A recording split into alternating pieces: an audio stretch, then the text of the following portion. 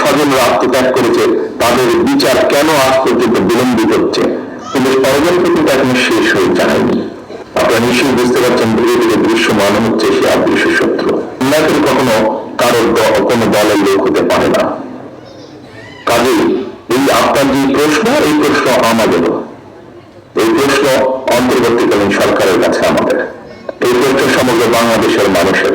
আমরা দেখেছি বিভিন্ন জায়গায় বিভিন্ন কিছু হচ্ছে এবং আমরা খুব ভালো করে খেয়াল করছি তারা একটি সুস্থ স্বাভাবিক পরিবেশকে বাধাগ্রস্ত করতে চাইছে।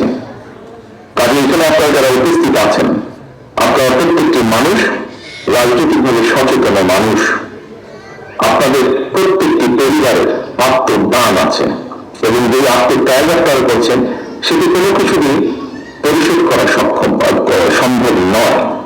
কাজে আপনাদের সকলের কাছে আমার প্রশ্ন, আপনারা জোর গলায় প্রশ্ন তুলুন, তারা আপনাদের যে স্বজনরা আত্মত্যাগ করেছে তাদের বিচার কেন আজ পর্যন্ত বিলম্বিত হচ্ছে, কারা মত সৃষ্টি করে বিলম্বিত করতে চাইছে, কারা এই সকল হত্যাকাণ্ড, কারণ দুদিন আগে আরেকটি হত্যাকাণ্ড হয়েছে, আমাদের জীবনের এক কর্মীকে হত্যা করা হয়েছে, তার রক কেটে দেওয়া হয়েছে, কেন সেটি নিয়ে কথা বলা হচ্ছে না, কেন সেই বিচারের দাবি করতে গেলে বলা হচ্ছে যে বিএনপি লাশ নিয়ে মিছিল করছে।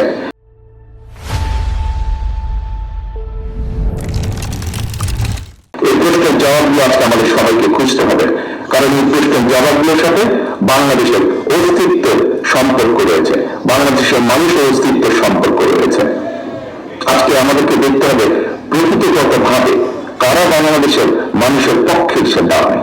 আমাদেরকে সত্যিকার ভাবে খুঁজে বের করতে হবে কারা বাংলাদেশের স্বাধীনতা, মানুষের স্বাধীনতা সার্বভৌমত্বের পক্ষে অবস্থান নিয়েছে আজ, গতকাল, গত পরশু বা 50 বছর আগে, কারা বাংলাদেশের মানুষের স্বাধীনতার পক্ষে অবস্থান নিয়েছে এবং কারা নেয়নি। এই বিষয়গুলো আমাদেরকে বিবেচনা করতে হবে, এই বিষয়গুলো আমাদেরকে দেখতে হবে।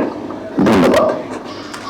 শেষ হয়ে যায়নি বাংলাদেশের গণতন্ত্রের বিরুদ্ধে যে ষড়যন্ত্র ছিল, আমরা স্বৈরাচারকে বিতাড়িত করেছি, জনগণের এই বিজয়টা অর্জিত হয়েছে, কিন্তু ষড়যন্ত্র কিন্তু এখনো শেষ হয়ে যায়নি। আপনাদের নিশ্চয়ই অনেকেই মনে আছেন, দেখেছেন, অনেকে শুনেছেন, আমি আজকে থেকে 8-9 মাস আগে বলেছিলাম